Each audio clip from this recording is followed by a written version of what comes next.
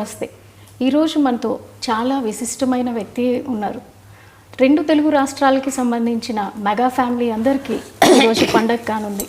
ఆవిడెవరో కాదు, ముద్దుగా అందరూ అంజనమ్మ అని పిలుచుకునే మన చిరంజీవి గారి తల్లిగారైన అంజనాదేవి గారు. అమ్మ నమస్తే. నమస్తే అండి. అమ్మ సినీ కళామ తల్లికి 3 స్టార్స్ని ఇచ్చారు. అదేవిధంగా 6 మళ్ళీ యువతరాన్ని ఇచ్చారు. సో ఇప్పుడు మనం పవన్ కళ్యాణ్ గారు డిప్యూటీ సీఎంగా బాధ్యతలు తీసుకొని 100 రోజులు గడుస్తూ ఉంది. సో దీని మీద మీ మనోభావాలు చెప్పండి, ఎలా ఫీల్ అవుతున్నారు? ఎంత కష్టపడ్డాడు అంత వాడికి సుఖం వచ్చింది పాపం. ఇప్పుడు అంత కష్టపడాలి కదా, ఇంకా ఎక్కువ కష్టపడాలి. ఇదివరకు అంతా కష్టపడ్డాడు, ఇప్పుడు ఇంకా ఎక్కువ బాధ్యత తీసుకొని బాధ్యత ఎక్కువ అయింది ఇప్పుడు వాడికి. మీ ఇంటి చిన్నోడు రాష్ట్ర ప్రజలందరికీ పెద్దన్న అయ్యాడు. దీన్ని ఎలా భావిస్తున్నారు? ఆయన బాధ్యతలు సంతోషంగా ఉంది. అంత కష్టపడ్డవాడికి భగవంతుడు మంచి ఇది ఇచ్చాడు, అదృష్టం. ప్రజలకు సేవ చేసే భాగ్యం ప్రసాదించాడు. 10 ఏళ్ళు అవుతుంది ఇప్పటికీ ఆయన స్థాపించి. 10 ఏళ్ళ నుంచి ఇంటికి దూరంగా చాలా పీక్లో ఉన్నటువంటి కెరీర్ని పక్కన పెట్టి రాత్రింబవళ్ళు ప్రజలతోనే ఉంటూ ఆయన ఎక్కడ ఉంటే అక్కడ, కొన్ని ప్రాంతాల్లో అయితే కనుక ఆయన నేల మీద పడుకున్న రోజులు కూడా ఉన్నాయి. మంచినీళ్ళు దొరకని ప్రాంతాలు అంటే పాడేరు లాంటి ప్రాంతాల్లో కూడా ఆయన తిరిగి ఎప్పుడు పట్టుపరుపుల మీద ఉండే పర్సన్. ఒక్కసారిగా ఆ విధంగా ఉంటాం. అలా చూసినప్పుడు మీకు ఎలా అనిపించింది? బాధగా ఉంటుంది మరి, చెట్లు తిరుగుతున్నానంటే. వారికి అవన్నీ ఏం లేదు, ఇంట్లో అయినా సరే ఎక్కడైనా అట్ట పడుకుంటాడు. అలా షూటింగ్ వచ్చేసి అలా ఆ సోఫాల మీద అలా పడుకొని నిద్రపోతాడు. గదిలో పడుకోవాలని లేదు, కష్టపడతాడు. ఇంత కష్టపడ్డానమ్మా అని కూడా చెప్పడు. నాకు బాధగా ఉంటుంది వాడు చేస్తుంటే, అట్లా అంత కష్టపడుతున్నాడే బిడ్డ అని చెప్పేసి. చిన్నప్పటి నుంచి కూడా ఏం అడిగేవాడు కాదు అసలు. చిన్నప్పుడు అదొకలా కామ్గా ఉండేవాడు అంతే మనిషి. అన్నం భోజనం రమ్మంటే కూడా వచ్చేవాడు కాదు. అందరూ వచ్చేవారు, వాడు వచ్చి లేట్గా వచ్చేవాడు భోజనానికి. ఇది కావాలి అది కావాలి నేను అడిగేవాడు కాదు అసలు. మీకు చేతి వంట ఏది ఇష్టం ఆయనకి? వాడికి పలావ్ ఇష్టం. పలావ్ ఇష్టం తింటాడు. ఏదైనా తింటాడు కానీ పలావ్ అంటే కొంచెం బాగా ఇష్టం. మీతో ఉన్నప్పుడు ఆయన ఎక్కువగా పలావ్ తీసుకుంటారు అంటే veg non veg? Non veg. Non veg అడగడు, ఇది కావాలి అది కావాలని అడగడు నన్ను. ఏది నాకు మనసు ఒప్పగా చేసి పెడతాను, పెట్టాలి కదా వాడికి పాపం, ఏది అడగడని చెప్పేసి. సో చిన్నప్పటి నుంచి నాకు ఇది కావాలనేది అడిగారు? అస్సలు అడిగేవాడు కాదు. నేను ఏదో ఒక ఇంటర్వ్యూలో విన్నట్టు గుర్తు నాకు. చిన్నప్పుడు ఏదో టీవీఎస్ అడిగాను, కొనిపెట్టలేదు, అందుకే ఇప్పుడు కంటిన్యూస్గా నేను బైకులు కొంటున్నాను అని. నిజమేనా? నాకు జ్ఞాపకం లేదు అసలు. ఈ మధ్యకాలంలో చూసుకుంటే ఎక్కువగా నరసింహస్వామి క్షేత్ర దర్శనలు, వారాహి దీక్షలు, అంటే అందరూ బాగుండాలని. అలాగే మొన్న వెంకటేశ్వర స్వామి క్షేత్రంలో జరిగిన లడ్డు వ్యవహారంలో కూడా దానికి ప్రక్షాళనగా ఆయనే ముందుగా ఒక దీక్షని శ్రీకారం చుట్టారు. ఈరోజు 11 రోజులు దీక్ష చేస్తున్నారు. సో దీనిపై మీరు ఏమంటారు? సంతోషంగా చేయటం మంచిదే కదమ్మా. అంత అదృష్టం కదా ఆయన వెంకటేశ్వర స్వామి దీక్ష తీసుకుంటున్నాడంటే. వాడికి ఎప్పుడైనా ఇట్లా దీక్షలు తీసుకోవడం అలవాటు అయిపోయింది చిన్నప్పటి నుంచి కూడా. అయ్యప్ప స్వామి మాల వేసుకుంటాడు. నాకు నేను వెళ్దామంటే ఒకసారి నేను వెళ్ళాలి నాన్న అని చెప్పంటే నా కోసం అయ్యప్ప స్వామి మాల వేసుకున్నాడు. దర్శనం చేసుకొని వచ్చాము. వాడికి ఎప్పుడు చేసుకోవాలన్నా ఇష్టం పాప మా పైకి. సో చిన్నప్పటి నుంచి ఆయనకి దైవభక్తి. అలాగని దేవుడి దగ్గర ఊరికి దండాలు పెట్టేసి పూజలు ఏం చేసేవాడు కాదు. వాళ్ళ నాన్నగారు పూజ చేసినా కానీ ఏదో కాస్త ప్రసాదం తీసుకునేవాడు తప్ప వాడందరికీ వాడు ఎక్కువ పూజలు చేసేవాడు కాదు. ఇప్పుడు కొంచెం పెద్ద అయ్యాక తను పూజ చేసుకుంటున్నాడు. యోగ నరసింహస్వామి గుడి అని విన్నాము. పవన్ గారి అన్నప్రశ్న కూడా అక్కడే జరిగిందని. అక్కడే జరిగింది. దానికి సంబంధించి వివరాలు చెప్తారా? మేము తిరుపతి దర్శనానికి వెళ్ళాం. నేను మా వారు మిగతా పిల్లలందరూ తీసుకొని వెళ్ళాను. వెళ్తే అప్పుడు 6 నెలలు కరెక్ట్గా జరిగింది. ఆ రోజుకి వచ్చింది. 6 నెలలు వచ్చింది కదా, ఇక్కడే అన్నప్రాసం చేసేద్దాం అనిపించింది నాకు మనసులో. ఆయన దగ్గర ఎప్పుడూ ఒక కత్తి ఉంటుంది. ఈయన పోలీస్ ఆయన కదా, కొంచెం పోలీస్ డిపార్ట్మెంట్. అందుకే ఇంతకు చిన్న కత్తి ఉంటుంది.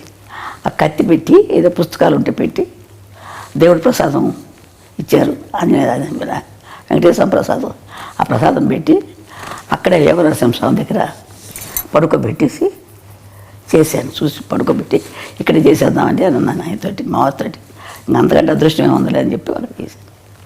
చేస్తే ఆయన కత్తి పుట్టుకున్నాడు. ఓ తర్వాత పెన్ తీసుకున్నాడు. ఓకే. అంతే. సో దాన్ని ఎలా చూస్తారు మీరు?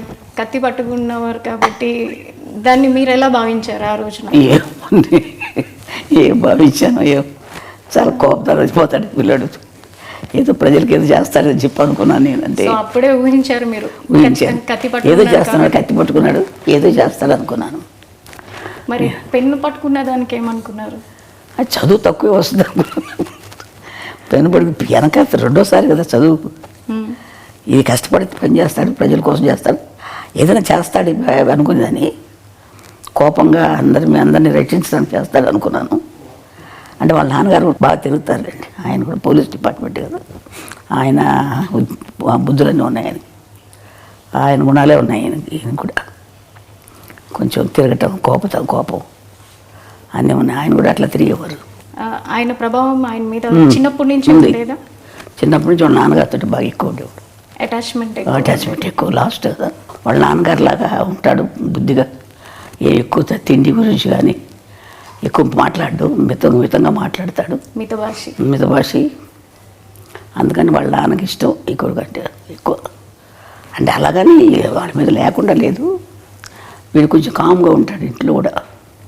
ఎవరితో ఎక్కువ మాట్లాడేవాడు కాదు. మాట్లాడితే మా చిన్న అమ్మాయి, లాస్ట్ అమ్మాయి కొంచెం దగ్గర, అందుకని దాంతో మాట్లాడేవాడు ఎక్కువ. చిన్నప్పటి నుంచి పవన్ కళ్యాణ్ గారు పుస్తకాలు ఎక్కువగా చదువుతూ ఉండేవాళ్ళ? ఎక్కువ స్కూల్కి వెళ్ళేది ఒక లేదు. కొంచెం ఇంటర్మీడియట్ 10th క్లాస్కి 8th క్లాస్కి వచ్చేటప్పుడు వాళ్ళ అన్నయ్య క్లాస్ మేము లైబ్రరీ ఉంటే బుక్స్ లైబ్రరీ, ఆ బుక్స్ చదువుకుంటూ ఉండేవాడు. ఎక్కువ చదివేవాడు.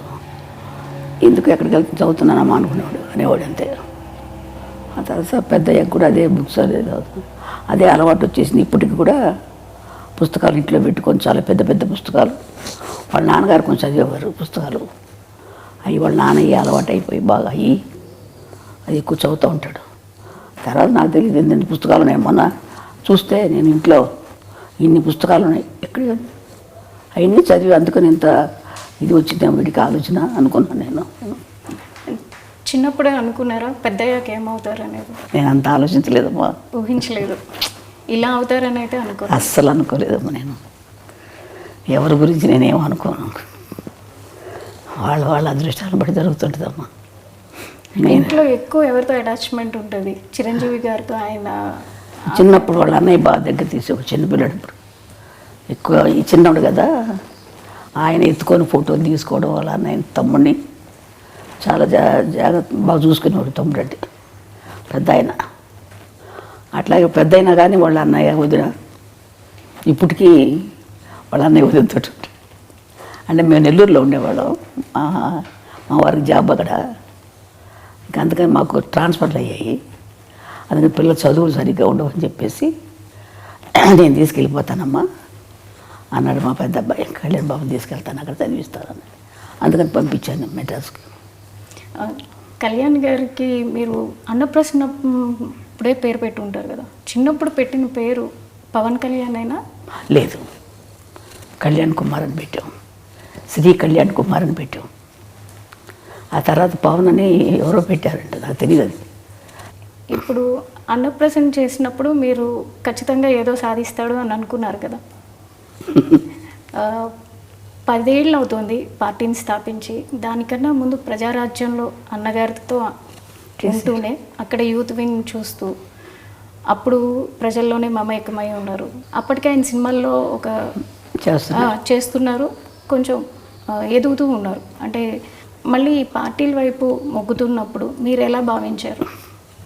నాకు ఎందుకు ఈ పార్టీలో మనకి సినిమాల్లో చేసుకుంటే బాగుంటుంది కదా అనిపించింది నాకు. అనిపించిన తర్వాత వాడి ఇష్టం, మనం ఏం చెప్పగలం. అవి చేస్తానమ్మా, ఇది చేస్తానని. సో మీరు వాదించారా అప్పట్లో? వాదించలేదు, నేను ఎక్కువ వాదించను అసలు. వాడి ఇష్టం, వాళ్ళు పెద్దవాళ్ళు అయిపోయారు, వాళ్ళ ఆలోచనలు వాళ్ళకు ఉంటాయి కదా. మనకు పెద్ద నాలెడ్జ్ ఏముంటుంది, వాళ్ళకున్నంత ఉండదు కదా మనకి మాకు అని చెప్పి నేనేం ఎక్కువ వాదించేదాన్ని కదా. అడిగేదాన్ని, నాన్న సినిమాలు చేసుకోకూడదా, ఎందుకు ఇది మనకి ఇదంటే, ఏ లేదమ్మా అది ఇది అన్నీ చేసుకుంటాను. సో కొన్ని ఇంటర్వ్యూల్లో చిరంజీవి గారు కూడా ఒకానొక టైంలో ఏమైపోతాడో, కళ్యాణ్ గారు ఎక్కువగా పుస్తకాలు చదవడం, ఎక్కడైనా ఏదైనా చిన్న అన్యాయం జరిగినా దాని వైపు ఆయన మొగ్గు చూపడం, ముందు తూపుతాడు దాన్ని.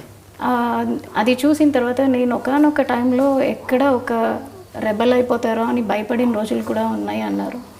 సో మీరు కూడా అట్లా ఏమన్నా? నేను లేనప్పుడు దగ్గర లేను, మేము నెల్లూరులో ఉండేవాళ్ళు, మాకు తెలియదు, అది వాళ్ళ అన్నయ్యకి తెలుసు.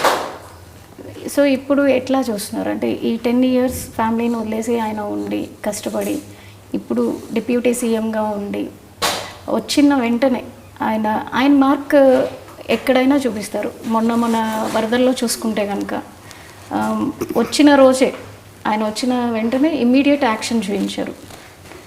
వచ్చాను, తను పని చేసుకున్నారు. అట్లాగే ఎన్నైతే మనకి పంచాయతీలు ఉన్నాయో ప్రతి పంచాయతీకి డబ్బు అందాలన్న ఉద్దేశంతో ఆయన పంచాయతీలకి డైరెక్ట్గా అమౌంట్ని డొనేట్ చేయడం జరిగింది. సో ఆయన మార్క్ ప్రతి చోట కనిపిస్తుంది పొలిటికల్గా. ఇంతకుముందు మీరు చాలామంది రాజకీయవేత్తలను చూసుంటారు, ఇప్పుడు ఆయన చేస్తున్న విధానాన్ని చూస్తున్నారు, అది మీకు ఎట్లా అనిపిస్తుంది? మా అబ్బాయి మంచి పని చేస్తున్నాడు అనిపించింది నాకు. వాడు ప్రజలు సేవ చేస్తున్నాడు, చాలా సంతోషం. ప్రజలకు సేవ చేయాలి కదమ్మా, మనకున్నది మనం తింటాం కాదు కదా, నలుగురు పెడితేనే కదా మంచిది, సహాయం చేస్తేనే కదా. అంతే, ఎంతసేపు ఇంకా మనం ఉంది కదా అని మనమే తినేస్తూ ఉంటే వాళ్ళకి సహాయం లేకుండా ఎంతమంది అల్లాడుతున్నారు జనాలు పాపం. మన పాటికి మన జరిగినప్పుడు ఎంత బాధ కలిగిందో నాకు అసలైతే. అది కానీ తర్వాత ఇంకొక ఊరు కేరళలో ఇక్కడ ముందు కేరళలో మైనాడులో అక్కడ జరిగినా కానీ ఎంత బాధ కలిగింది, ఎంతో అల్లాడిపోయారు బిడ్డలు, చంటి బిడ్డలు, వాళ్ళు వీళ్ళు ఎంత బాధలు పడిపోయి ఉంటారు. అదే నేను ఊహించుకుంటే నాకు ఎంత బాధగా ఉంటుందో అనిపిస్తున్నాను. చూస్తుంటాను టీవీలో వార్తలు, చాలా బాధ కలుగుతాము. అలాంటి వాళ్ళకి సేవ చేయాలి, తప్పదు. ఏదో మనకు శక్తి కొద్ది మనం చేస్తే మంచిదే కదా, వాళ్ళకి సహాయం చేస్తే. సెలబ్రిటీగా మీరు అనుకున్నట్టుగా సినిమాలే చేసుకుంటూ ఉండుంటే ఆయన డొనేట్ చేసి వదిలేయటం జరిగేది. కానీ క్షేత్రస్థాయిలో ఆయనే ఉండి పొలిటీషియన్ అయ్యాక క్షేత్రస్థాయిలో ప్రతి ఒక్కరికి దగ్గరుండి ఆయనే ప్రతిదీ అందేలా చూసుకుంటున్నారు. సో ఈ విధానాన్ని మీరు ఎలా చూస్తారు? మంచి విధానం కదా మాది, వాటికి చేసేది మంచి విధానం. అందరికీ కూడా సర్దుకుంటాం, అందరికి సహాయం చేయటం అనేది అంత కలిసి అంత బుద్ధి పుట్టాలి కదా చేయటానికి, అంత ఆలోచన రావాలి కదా. మంచిదే కదా మనం చేసే బుద్ధి ఉంది. వాళ్ళ నాన్నగారికి కూడా ఉంది కొంచెం బుద్ధి, సేవ చేసే బుద్ధి. కళ్యాణ్ గారి ప్రస్థానం చూసుకుంటే అటు కెరీర్ వైజ్ కానీ ఇటు పొలిటికల్గా కానీ ఆయన మీద వాళ్ళ తండ్రి గారి ప్రభావం ఎక్కువ ఉందనుకుంటున్నారా, లేదా ఇంకెవరైనా ప్రేరేపణ ఉంది అని? ఇంకేం లేదు, వాళ్ళ నాన్నగారి ప్రభావం ఎక్కువ ఉంది. ఆయన ఇట్లాగే దాన ధర్మాలు చేసి సహాయం చేసేవారు, అందరికీ చేసేవారు. అదే బుద్ధి ఈయనకి కూడా వచ్చింది కొంచెం. అంటే అందరికి ముగ్గురికి ఉంది కొంచెం. ఈయన ఎక్కువ రాజకీయాలు ఉండబట్టి ఎక్కువగా కలిగేసుకుంటారు. సినిమా ఫీల్డ్లో ఉండగా కూడా అందరికీ సహాయం చేసేవారు, సినిమాలు యాక్ట్ చేసేటప్పుడు కూడా. ఇప్పుడు మీరు డిప్యూటీ సీఎంగా మీ అబ్బాయిని చూస్తున్నారు, తర్వాత నెక్స్ట్ ఇంకేమన్నా ఎదగాలని అనుకుంటున్నారా? ఏ స్థాయిలో మీ అబ్బాయిని చూడాలనుకుంటున్నారు? నేను అంత ఆశ లేదమ్మా నాకు, నేను అంత ఆశపడలేదు, అంత ఆలోచించలేదు. దేవుడు ఎలా చేస్తారో జరుగుతుంది అంతే. అంటే నేషనల్ వైడ్గా కూడా ఆయన మార్క్ పొలిటీషియన్గా మిగతా పొలిటీషియన్తో కంపేర్ చేసుకుంటే కనుక కళ్యాణ్ బాబు గారు వెళ్తున్న విధానం కావచ్చు, అటు డివోషనల్గా కావచ్చు, బీజేపీతో అలయన్స్ అవటం వల్ల కావచ్చు, ప్రతి ఒక్కరిలోనూ ఒక చైతన్యం వస్తుంది. సో ఆయన నేషనల్ లీడర్గా ఎదగాలని మీరు కూడా అందరితో పాటు ఆశిస్తున్నారు అనుకుంటా. వాడు ఇప్పుడు అనుకోలేదు కదా ఇలా ఇప్పుడు ఏమవుతాడు, అదే అలా జరుగుతుంది, ఆటోమేటిక్గా అవి జరుగుతాయి అట్లా.